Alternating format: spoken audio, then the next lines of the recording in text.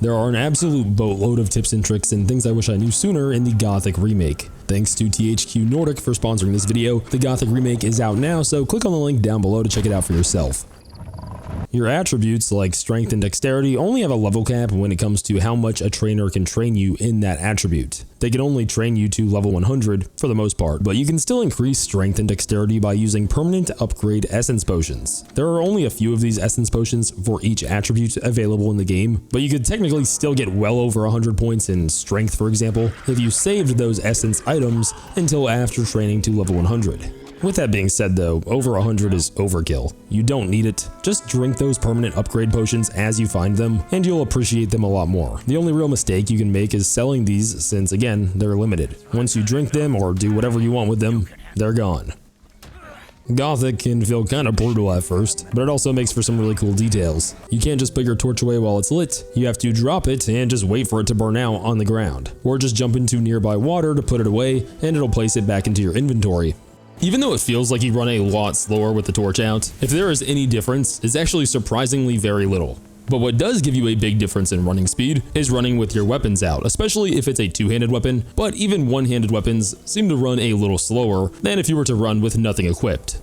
The biggest thing that you'll probably have trouble with in the Gothic Remake is lockpicking. If you don't know how to lockpick in here, it is tough. If you do know how to lockpick and don't know the combination to it, some of them can still be hard, but it's actually kind of easy once you know a couple of things. A big one, in case you didn't realize, lockpicks have the same combination every time. So if somebody tells you the combination to one, or if you remember the combination from a past playthrough, you can unlock it every playthrough. The same moves are required to unlock it every time. Everyone's locks are the same. Your combination for a chest is the same as mine. But what makes some of these difficult is how many plates are linked together, plus how many of them start off in bad positions toward the end of the plate. So one of the best things to do is try and reduce the amount of plates that are linked together within that lock. And a higher lockpicking skill lowers the lockpick difficulty by removing links between the plates, and also takes it from 2 errors before a lockpick breaks to 4, which makes a gigantic difference. Plus on top of that, it makes it so that the lock doesn't reset when you do break the lockpick, so you don't lose your progress. I highly recommend grabbing at least a single skill upgrade for lockpicking and get up to the rank of novice because it costs 10 learning points, totally worth it. You can decide later on if you want to become a lockpick master with the final upgrade, which costs 20 learning points. You won't need it for most locks, but for some of the harder locked chests in the game, it just saves a lot of time, especially for your first playthrough where you don't know the combinations to the chests. I grabbed it and I do not regret it. I wish I got trained in it sooner.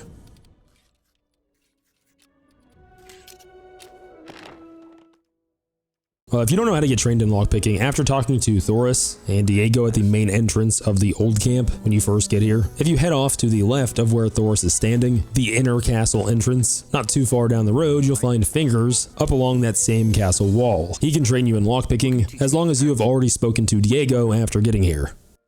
Before spending too many learning points in lockpicking though, I would level up and increase your strength by speaking to Diego, and he trains you for pretty cheap. It's like 1 learning point per strength attribute point. I would increase your strength up to somewhere around 20 or 30, since strength is huge for being able to equip better melee weapons, and that's how you'll increase your damage the most, and really how you sort of start progressing through the game. You cannot go wrong with increasing your strength to the highest possible amount that you can currently get to. Just keep in mind that there are also items like rings and amulets, as well as essence potions that give permanent upgrades to your attributes, including strength.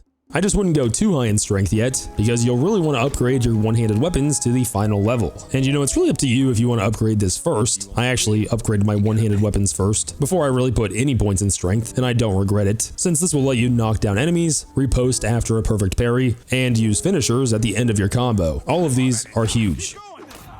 But what this really taught me is that I was able to parry this entire time, because I did not know you could parry for I don't even know the first like 8 to 10 hours in the game, but all you have to do is block before an attack. I did not know that you could even block, let alone parry. But on PC you press Control, and on controller you press R2.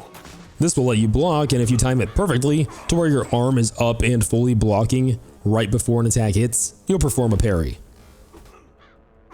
The timing on a parry can feel really strange at first because you're not parrying right when you press it. It's really just on how fast your character fully blocks before the attack hits. You want that attack to basically land as soon as your arm is fully up and blocking. You'll know that you parried, obviously, because you won't have lost any health, and the enemy will usually be stunned for a second after, but also you'll see some orange sparks shoot out. They're just kind of easy to miss. By the way, to do the riposte, one of the abilities that you unlock for hitting level 3, the max level, in one-handed weapons where you become a master at it, all you have to do is attack the enemy after a parry. The strength attribute also gives its own bonus to melee damage, which is pretty easy to calculate. It just adds your strength stat to your weapon stat, so if your weapon does 20 damage and you have 30 strength, you're now dealing 50 damage. You can lock onto enemies with the middle mouse button or R3 on controller, and if the last weapon you had out was a melee weapon, it will automatically unsheath it when you lock on and enter combat mode. Combos will give bonus damage for each consecutive attack in a combo. You cannot do these while untrained, but you can slash to the left, slash to the right, do a downwards chop or slash attack, and then you have the uppercut, which is sometimes not an uppercut, it'll be like a stab attack. If you're using something like a short sword, but with blunt weapons, it'll be an uppercut. After swinging, it'll show a brief white glint at the end of the swing, indicating that if you press one of the other attack moves, it'll continue the combo. For example, this depends on what weapon you're using, but with a mace and fully upgraded one-handed weapons, you can press left click, right click, then any other attack besides right click again for the third hit. Left click, Q, or E. The uppercut or the downward attack hit the hardest, and the uppercut move will generally send enemies flying and knock them down. But the uppercut in particular is really good. If you kind of time this like a parry, it is really good at knocking down enemies. At least if you're using something like a mace, otherwise your sword will just do a stab. It's still really good. But right before an enemy attacks, or right when you see them even twitch to attack, you pretty much just want to press the Q key or Y or triangle on controller, and it'll knock them down and maybe even give you enough time to also hit them with a downward chop to do even more damage. At the start of the game, just dodging whenever an enemy attacks and then hitting them during the brief pause will be like your bread and butter for the early game. And if you didn't know, you dodge by pressing Alt or R1 or RB on controller. But you can actually unlock the dodge roll, and it's super easy to miss that this is even a thing. First, you have to make your way over to the new camp, and after going through like the main entrance area where they've got the rice fields and all of that, making your way across the bridge and into the cave where the actual new camp settlement lies, you can head off to the left-hand side, up and through this cluster of buildings, where you should eventually find Buster Scruggs. Buster is a trainer in acrobatics, and after being trained in acrobatics, you will be able to dodge roll. To dodge roll now, you just double tap the dodge button, the Alt key on PC, or I believe it's R1 on controller. If you want to skip and pass time in the Gothic Remake, you have to use a bed. You cannot pass time just outdoors whenever you want to. Luckily, at least there are beds generally nearby a lot of the locations that you're allowed to use, and there's a free house which contains a bed and storage container that you have access to as soon as you get to the old camp. From the north entrance, you just take a left and head off towards the arena. It's a good little trek, but not super far, and in front of the whole arena area, you'll see an abandoned hut that actually looks like the least abandoned home here. It'll have some pelts out front and some red sheets draped over the entrance. You'll know you can sleep there because it doesn't give you a red icon saying that there will be consequences. The biggest thing you'll need in this game really is ore. Ore is used as like the money or currency in here. You know, you do have those coins. They don't really have a purpose. You can actually equip them and throw them at enemies. I was hoping you'd be able to distract enemies with them, but I haven't gotten that to work, so I don't think it's a thing. I can't find a whole lot of purpose to them yet, because the actual money you use is the ore. And you can get ore pretty dang quickly by just heading to a mine, like the old mine, which you should be tasked with coming to pretty early on in the story, but I'll show you the location in a minute. But there are ore nodes everywhere here, and you can mine these as long as an NPC isn't mining that spot. On top of that, these mines respawn with ore whenever you reload the game. So whenever you reload a save, or get off and get back on later, this cave will have all of the ore respawn, where you can then farm it again. Other than that, if you don't like mining or just want another way to make money, pretty much any locked chest that you unlock generally will have a ton of ore. Also, selling weapons to blacksmiths, and I guess you can sell them to most traders for a decent profit too, but whenever you just even knock out another human NPC, make sure you run their pockets. A lot of their weapons are worth an absolute ton of money, and if you are in a fight, it won't punish you for robbing them. It actually doesn't really seem to punish you for looting anyone. It's like if someone in this world is unconscious, you're free to take all of their belongings. So if you can lure a monster over to an NPC, all of their stuff is yours as long as you can take it before they get up. You can also sell rings that you're not using too. Mages seem to give the best price on anything magic related like that, so just keep that in mind. And if you don't know how to get to the old mine, you can head straight out the north entrance to the old camp, cross the bridge that you came across earlier in the game, and take a left when leaving the bridge.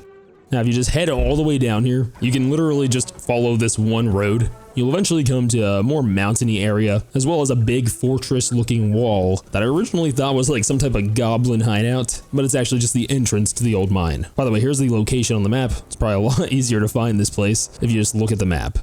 By the way, if you don't have a map, that is like the first thing you should get. There's multiple maps that you can buy to get more detailed versions of the main map. Like at the old camp, semi near the north gates entrance. From there you can just head off to the right, and you'll eventually come to an NPC named Graham. He sells the colony map as well as the old camp map, but from Graham you should really just purchase the old camp map, because for the colony map, the main map that sees the entire world, it's a little easier if you just keep heading in that direction, kind of towards the market area, and find Dexter, who will sell the colony map just a little bit cheaper at 20 something ore. I think it's 24 ore. Graham will be like 30 something, which isn't much later on, but early on in the game, it feels like a big difference. But yeah, that is pretty much it. Leave a like and subscribe for more Gothic 1 Remake videos. Thank you to THQ Nordic for sponsoring the video. Click on the links down below to play the Gothic 1 Remake for yourself. I highly recommend it. See ya.